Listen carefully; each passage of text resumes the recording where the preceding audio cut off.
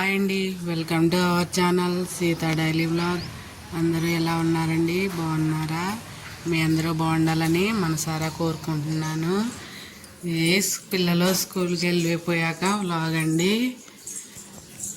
స్కూల్కి వెళ్ళిపోయారు. టైం 8:45 అయ్యింది. బాటిల్లో నీళ్ళన్నీ పట్టేసి ఫిల్టర్ని ఆన్ చేశాను. బాటిల్ కడిగేసే డబ్బా పాలు కాగబెట్టేసాను తోడేయటానికి. ఇడ్లీ వేసుకుంటున్నా. నా కోసం ఇడ్లీ పిండి రాత్రి చేసి పెట్టాను. చూసారా, మంచి పొంగింది. ఇప్పుడు ఇడ్లీ వేస్తా. పిల్లలు మధ్యాహ్నం వచ్చాక తింటారండి ఇడ్లీ. పొద్దున్నే తినరు, అందుకని పొద్దున్నే వేయలేదు. వాళ్ళు వెళ్ళిపోయారు స్కూల్కి. ఇది రేపటి కోసం కొంచెం గిన్నెలో తీసి పెడుతున్నా. తీసి పక్కన పెట్టి దీన్ని మూత వేసుకుని ఫ్రిడ్జ్లో పెట్టేస్తా. ఇప్పుడు ఇందులో కొంచెం ఉప్పు వేసుకుందాం. ఒక 1/2 స్పూన్ ఉప్పు,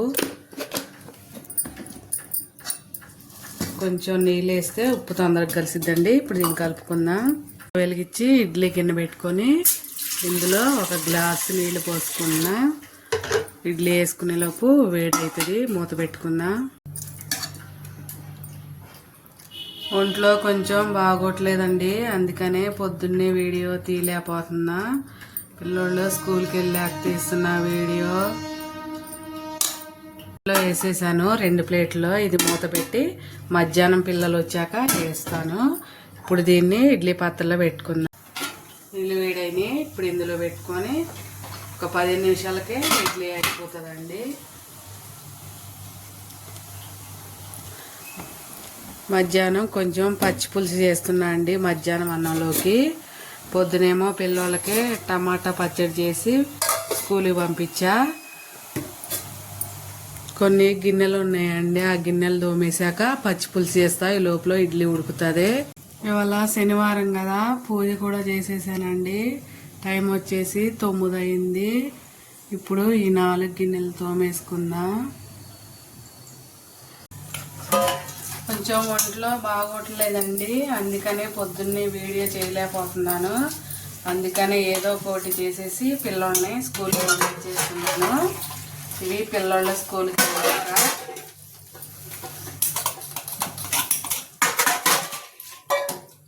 ప్లీజ్ అండి నన్ను కూడా మీ యూట్యూబ్ ఫ్యామిలీలో ఒకదాన్ని చేసుకోండి. ప్లీజ్ అండి నా ఛానల్ని సబ్స్క్రైబ్ చేసుకోండి అండి. ప్లీజ్ అండి నాకు కూడా మీ తోడబుట్టిన దానిలాగా సపోర్ట్ చేయండి అండి. ప్లీజ్ ఏదో ఒకటి చేద్దాం, నాకు ఏదన్నా వస్తుందో రాదో అనేసి యూట్యూబ్ మొదలెట్టానండి. నాకు కూడా సపోర్ట్ చేయండి ఫ్రెండ్స్. ప్లీజ్ మిమ్మల్ని రిక్వెస్ట్ చేసుకుంటున్నాను, నన్ను కూడా సపోర్ట్ చేయమని.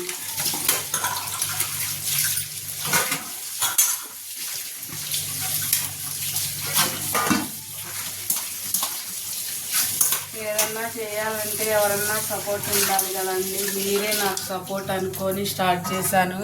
ప్లీజ్ నన్ను సపోర్ట్ చేయండి. బాటిల్ కూడా తోమేసాను. ఒకసారి గిన్నెలు తోమేయడం అయిపోయిందండి. బాటిల్ కూడా తోమేస్తాను నేను.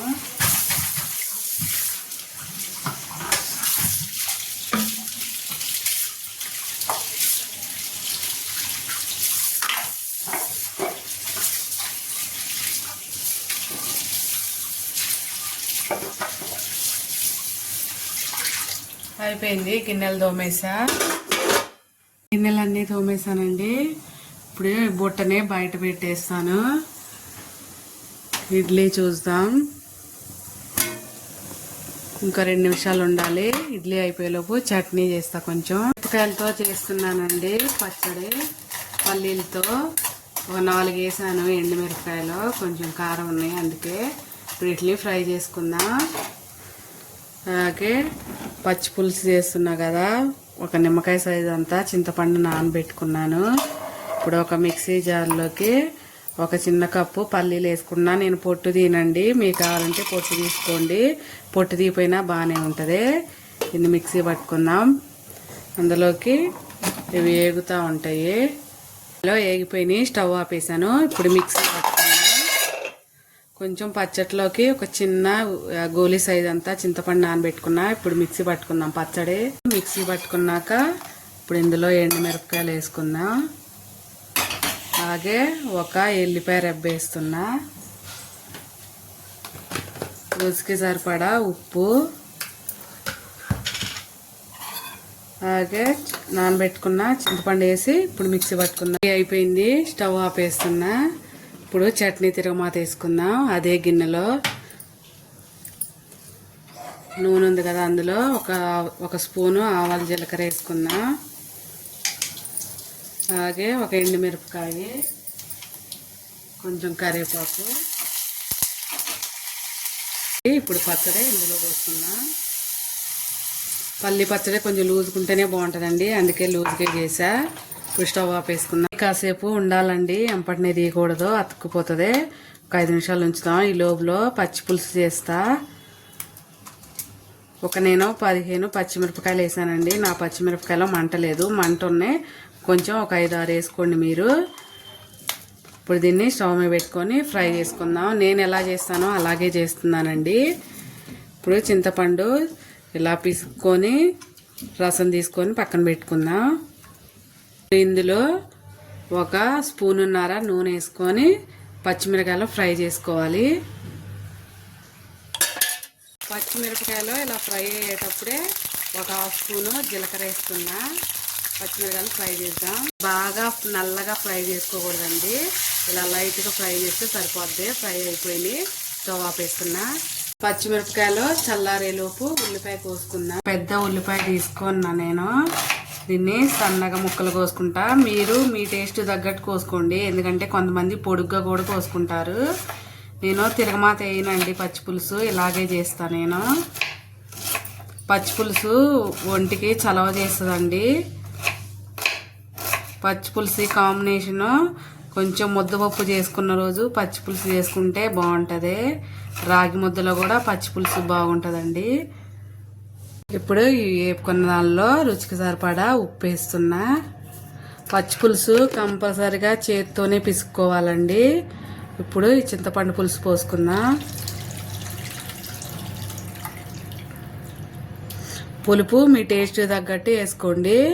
ఇప్పుడు దీన్ని నీళ్ళల్లో ఇలా పిసకాలి. పచ్చి పులుసు ఒక్కొక్కళ్ళు ఒక్కొక్కలాగా చేస్తారండి, నేనైతే ఇలాగే చేస్తాను. ఇప్పుడు ఈ పచ్చిమిరపకాయలన్నీ ఇలా మెల్ట్ చేయాలి ఈ పులుసులో. మొత్తం ఇలా పులుసులో మెల్ట్ అయిపోవాలి. అయిపోయాక ఇప్పుడు పులుపు తగ్గ నీళ్లు పోసుకుందామండి. ఎంత పులుపు కావాలో చూసుకొని పోసుకోండి. ఉప్పు కూడా మీ టేస్ట్ తగ్గట్టు వేసుకోండి. అంతే, సరిపోయింది పులుపు. ఇప్పుడు ఇందులో కొంచెం కరివేపాకు, అలాగే ఉల్లిపాయలు కూడా వేసి ఇలా పిసకాలి. పులుసు అంటే మెయిన్ ఉల్లిపాయలే కదండి, అందుకని ఒక పెద్ద ఉల్లిపాయ కోసుకున్నా నేను. అలాగే కొంచెం కొత్తిమీర. అంతే, పచ్చి పులుసు అయిపోయిందండి నేను చేసే పద్ధతిలో. ఇంతే, ఇక పచ్చి పులుసు రెడీ. ఇది ఒంటికి చలవ చేస్తుందండి పచ్చి పులుసు కూడా.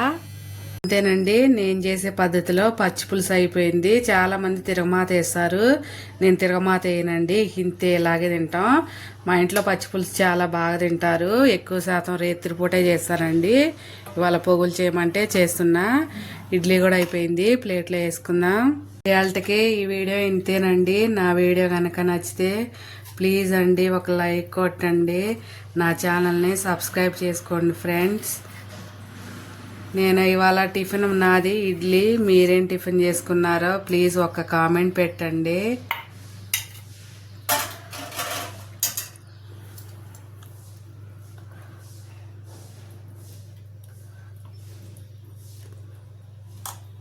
అంతే, ఇడ్లీ కూడా రెడీ. వాళ్ళకి వీడియో ఇంతేనండి. ఉంటా. ప్లీజ్ మర్చిపోకండి ఒక్క లైక్ చేయండి. ఉంటానండి, బాయ్.